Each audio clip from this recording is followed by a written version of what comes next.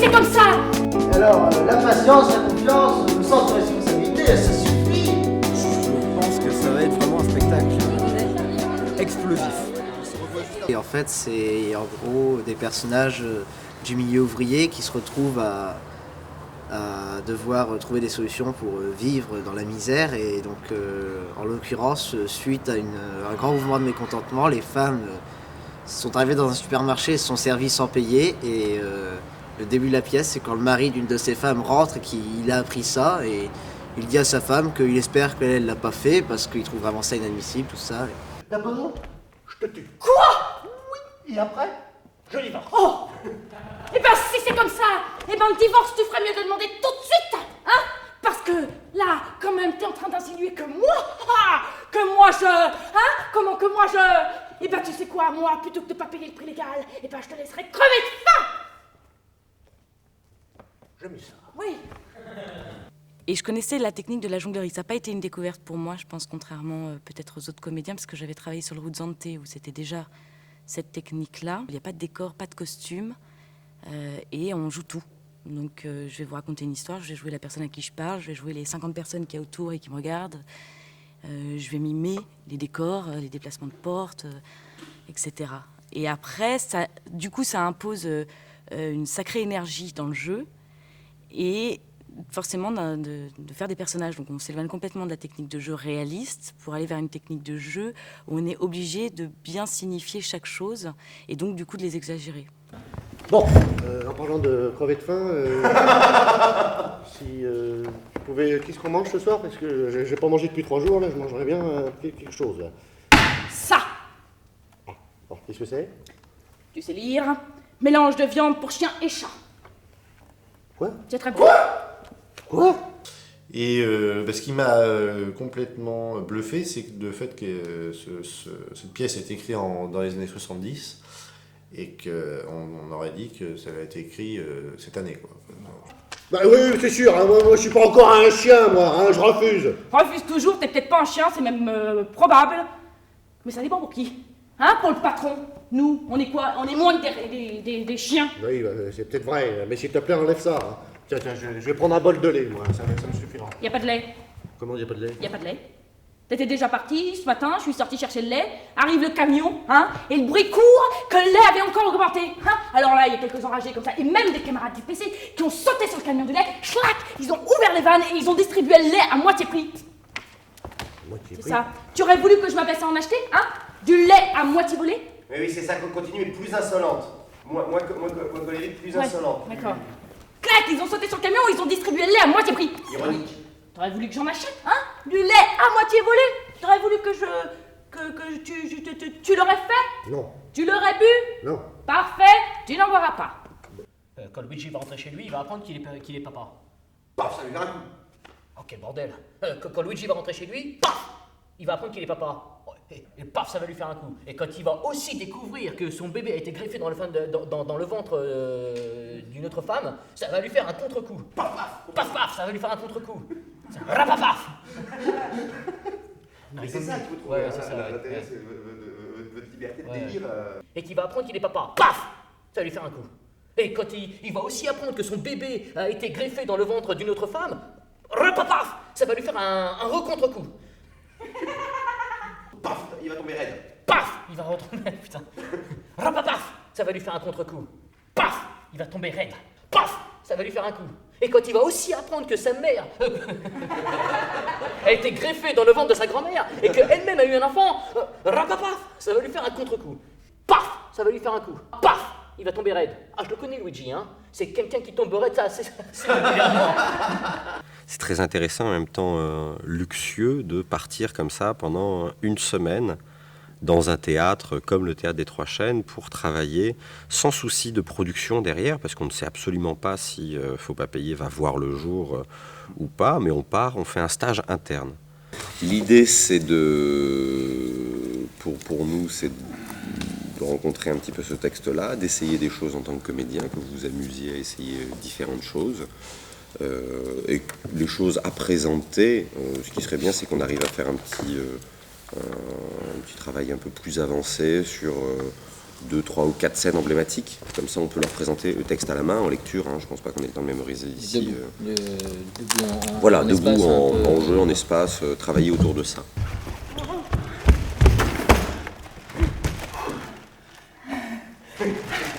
Heureusement que je t'ai trouvé parce que je serais jamais arrivée toute seule. J'aimerais bien savoir où est-ce que t'as trouvé l'argent pour acheter tout ça. Eh ben, avec les points Smiles. Les points Smiles. Oui, oui, et puis dans un paquet de lessive, j'ai trouvé une... Cassez le texte. Casser le texte. Oui. On part de la base de l'articulation que Dario Fo nous met, Ouais. et après vous pouvez rajouter des répliques. J'aimerais bien savoir comment on avait pour trouver tout ça. Les points Smile, c'est peut-être plus expliqué ça. Ouais.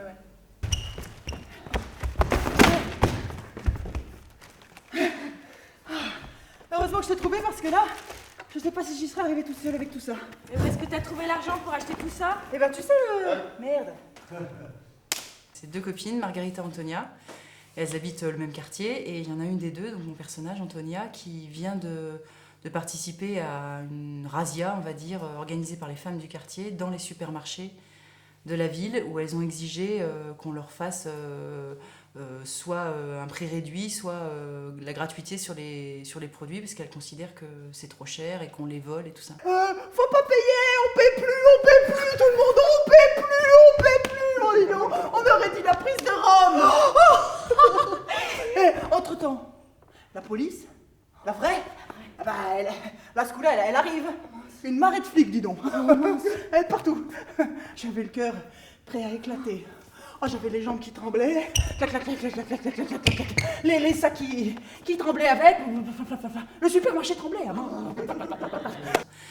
Donc Antonia, elle raconte ça à sa copine et elle revit ce qu'elle vient de vivre en rejouant chaque personnage, en lui faisant vivre la scène comme si elle y était, quoi. Donc du coup c'est un peu physique parce qu'il faut être dans chaque personnage, il faut changer d'émotion à chaque situation et donc voilà. Donc c'est un peu... Ce matin, je descends faire mes courses. C'était le jour de la vente sauvage, la vente par les militants. Rien que de savoir tout ce que j'allais pouvoir acheter avec le peu d'argent que j'avais, j'en avais l'eau à la bouche. Mais j'étais pas la seule, hein. Il y avait toutes les femmes du quartier. 1000, 2000, une marée de femmes. Et tout à coup, les flics. La police des marchés. C'est interdit, ils font réquisition. Mais toute cette marchandise du bon Dieu qui nous passe sous le nez, ça nous a mis dans une rage. On a fait... Du bon Dieu qui nous passe sur les... Toute cette marchandise qui nous passait sous le nez, ça nous a mis dans une rage. On a vu rouge. Oui. Ah, c'est comme ça. Et ils nous prennent tout. Eh bien, on va au supermarché et on les oblige à nous faire les mêmes prix que les militants. Alors on va au cortège au supermarché. C'est bien, d'accord, c'est ça. Après, dans le jeu, plus t'avances, plus tu vas la cacher. Donc il faut que tu restes un petit peu par là, il faut qu'elle ouvre un petit peu. Mais c'est ça, tu vois, prends le temps. Et qu'on sente, tu vois, regarde. Ce matin, j'étais sans faire mes courses. Pouf, tu rentres dans le récit. Ouais, je suis de... Ouais. Que tu revis le truc. Voilà, tu revis le truc. Grande résonance par rapport à la crise, par rapport au licenciement, au patron, en fait, on se rend compte que il n'y a rien changé depuis 30 ans, quoi. Et lui, tout devient dégueulasse. Les usines qui ferment. Ça c'est l'Auguste, hein. Ouais. Ah tout non, c'est pas millier, c'est pas mauvais. Tout non, c'est pas millier. Lui, il est dans cette déclaration et tout est de la merde. Les relations entre les gens, c'est de la merde. La bouffe, c'est de la merde. Ah non, là, c'est pas mal, hein. Ça devient dégueulasse, tout le monde. Il l'entend même pas, hein. Ouais, c'est les patrons qui ont fait ça. Ils ont tout dégueulassé, l'air, les fleuves, la mer. La mer, c'est un égout. Les rapports avec les autres, l'amour, ce qu'on mange, c'est de la merde. Les personnages centraux, c'est Giovanni et Antonia. Et Luigi, ça va être, disons, le détonateur, disons, le personnage qui va faire prendre conscience à Giovanni que les changements ne peuvent venir que si on se bouge, si on décide d'envoyer valser tous les ordres, l'ordre gouvernemental machin, mais aussi l'ordre des partis, l'ordre des syndicats, ouais, même l'ordre établi au sein de la contestation, je veux dire, la contestation traditionnelle et tout, dans laquelle est Giovanni, qui est un mec un peu, une sorte de socialiste chrétien, quelque sorte, enfin maintenant il est communiste, mais bon, il est assez sage. Et donc Luigi, c'est le jeune qui arrive et qui dit, mais non, il faut aller tout envoyer balancer, c'est nous, on va aller chercher les trucs avec les dents, nous-mêmes, etc. Les fleuves, la mer c'est un égout. Les rapports avec les autres, l'amour, Ce qu'on mange, c'est de la merde. Non, la soupe au mairie, c'est pas mauvais, non, hein. Tout devient dégueulasse. Les usines qui ferment, partout licenciement, délocalisation. Bah, t'as vu à France Télécom, où le travail est tellement chiant que pour démissionner, t'es obligé de te pendre à un réverbère. Qu'est-ce qu'on mange? Oui. Il m'a demandé qu'est-ce qu'on mange. Oui, j'ai demandé ce qu'on mange. Ça! Ah, qu'est-ce que c'est? Tu sais pas lire? Mélange de viande, chien et chat. Alors, la patience, la confiance, le sens de responsabilité, ça suffit. C'est à nous d'agir, Giovanni. À nous de faire bouger les choses. Le monde change, tu sais. Il change même drôlement. Eh, dis donc. On va pas parler à un gendarme sans moustache qui ressemble vraiment à un gendarme moustachu. Donc là, vous allez voir un travail qu'ont fait les comédiens depuis lundi. Ils sont arrivés lundi, ils avaient lu la pièce, comme peut-être certains d'entre vous, et on a commencé à travailler, à répéter, texte à la main. Vous allez voir, ils sont souvent en train de... Ils sont, comment dire, en lecture debout, ils ont le texte, et on a travaillé autour de 3 scènes. On va vous montrer maintenant ces 3 scènes. D'accord. Enfin, eux, ils vont vous les montrer. Action.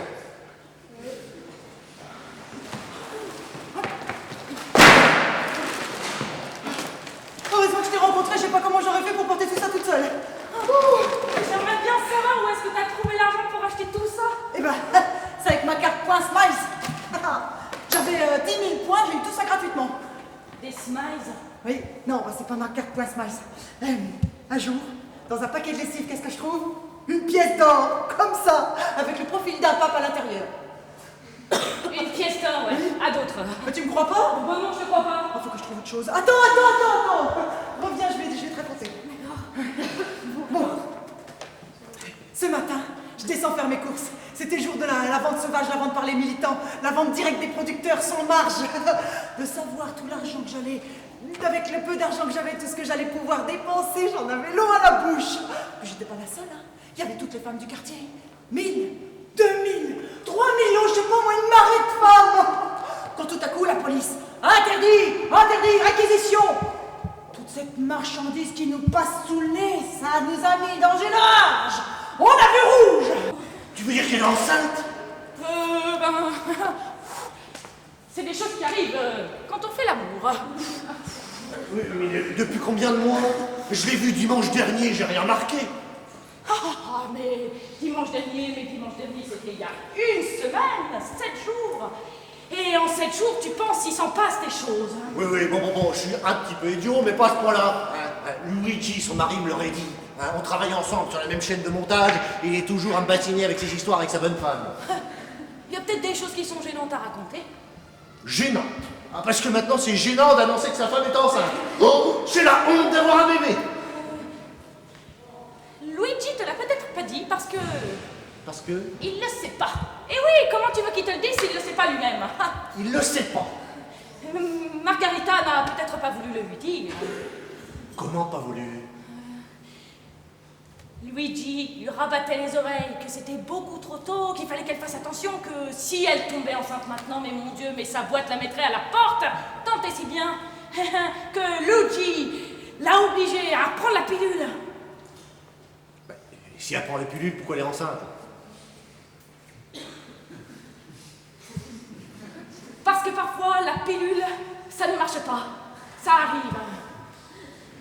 Oui, ben raison de plus alors. Si c'était un accident, elle pouvait lui dire, c'était pas de sa faute. Parce que peut-être que la pilule n'a pas marché, parce que peut-être que Margarita ne la prenait pas, et que la pilule, quand on la prend pas, ça marche pas. Non, mais qu'est-ce que tu racontes là? Quand on fait un spectacle et qu'on voit le public qui réagit se à ce lève, qu'on qui applaudit, dit, le petit truc dans les yeux qui fait que ça leur a plu, le rire ou n'importe quelle émotion, hein, que ça peut être les larmes ou quoi. C'est aussi, je sais pas, faire du théâtre, c'est aussi changer de personnalité juste le temps d'une soirée, comme ça, on oublie tous les soucis et on attaque autre chose. Oh Giovanni! Luigi! Salut! Bonjour Luigi! Comment ça va? Ça va bien. T'es déjà rentré?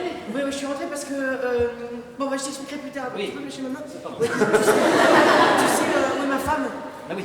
Je suis rentrée à la maison, la porte est grande ouverte, il n'y a personne. Hé! Ma femme! Tu sais où est ma femme? Oui, ta femme elle était là tout à l'heure, elle est partie avec Antonia. Où ça? Pourquoi faire? Oh, c'est une affaire de femme. Quoi? Oh, calme-toi, je te dis que c'est une affaire de femme, c'est une affaire de femme, hein. Nous, ça ne nous regarde pas. Nous, ce qui nous regarde, nous, c'est les... les affaires d'hommes. Mais si, ça me regarde. Ah oui, alors, si ça te regarde, hein, pourquoi tu n'es pas parti à l'hôpital pour réserver une chambre quand il fallait il y a un mois? Chambre? Pourquoi faire? Oh, oui, non. Tu sais très bien de quoi je parle. Tu le sais, ça, hein, c'est facile de faire ça. Oui, on connaît le refrain, hein, ça c'est les affaires des femmes. Hein, on leur donne la paye et débrouille-toi. On leur fait l'amour, parce que ça c'est extrêmement important de leur faire l'amour. Hein, et débrouille-toi, prends la pilule. On les met enceintes et débrouille-toi. Hein, prends le gamin, amène-le à l'école, enlève-lui sa couche, mets-lui du talc, tu le reprends, tu le remets dans un tiroir, tu refermes le tiroir.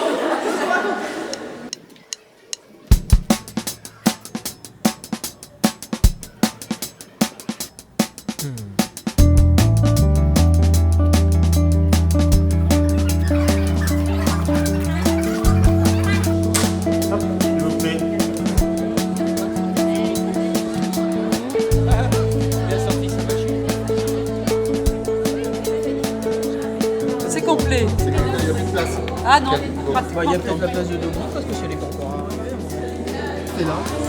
Ben là, en ce moment, je suis assis dans la salle du théâtre des Trois Chênes, donc j'attends le début de la représentation du Tartuffe présenté par Viva la Commedia. Je pense que ça va être vraiment un spectacle explosif.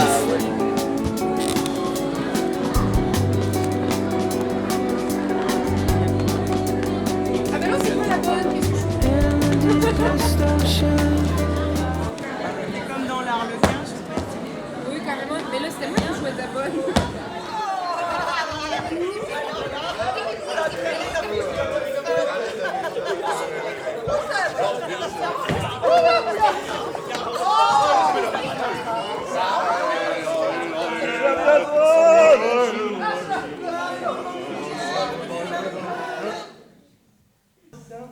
Disons que nous mêlions par un crime effroyable avec la sainteté. Les parures du diable. Yeah. Coucou.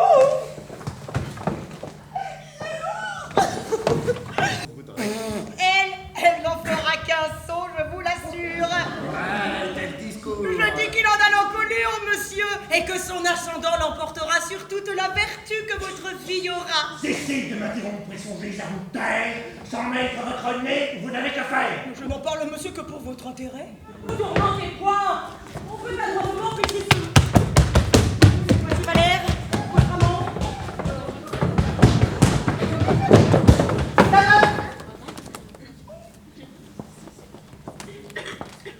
On vient de débiter, madame, une nouvelle que je ne savais pas et qui sans doute est belle.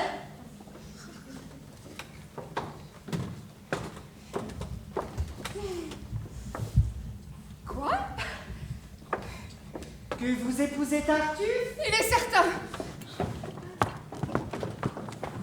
Tout bon, monsieur Thibault. Ne courez point si vite. Vous n'irez pas fort loin pour trouver votre gîte. Et de la part du prince, je vous fais prisonnier. Oh!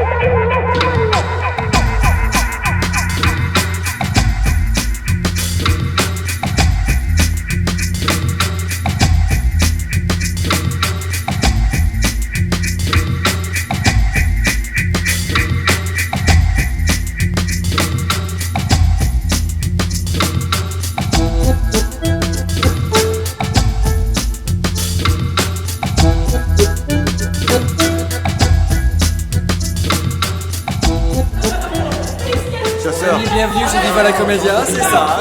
Alors c'est un... T'es au cœur de Viva la Comédia. C'est la pile énergétique du groupe. C'est un petit canard. Alors c'est un mari comme ça, il rentre chez lui. Et il y a sa femme qui est là, il rentre avec un canard. Et il lui dit, tu vois, c'est la truie que je me tape tous les soirs. Puis sa femme lui dit, c'est pas une truie, c'est un canard. C'est pas à toi que je parle.